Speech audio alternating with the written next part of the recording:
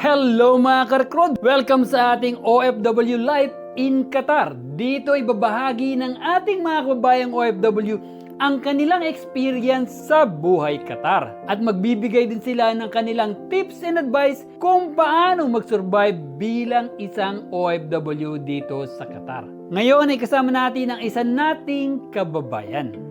Hello mga ka-recruit, ako po si Emmy. 5 taon na po ako nagtatrabaho sa Qatar. Nagtatrabaho ako sa isang trading company sa accounts. Ang payo ko lang bilang OFW is kailangan lang talagang tibayan ng loob. Siyempre huwag kalimutan yung sumimba at mag-communicate sa mga kapwa Pilipino. Sa 5 taon ko dito, marami rin ako natutunan sa Qatar, tsaka sa mga taong nakapaligid sa akin. Sa ngayon, sa ipon naman, siyempre kailangan natin bilang OFW maganda sa future natin. At the same time, nag-enjoy tayo at nagtatrabaho. And then, iniimbitahan ko po kayo every Friday dito sa Gym World. Masaya po dito. You will really enjoy na Zumba dito.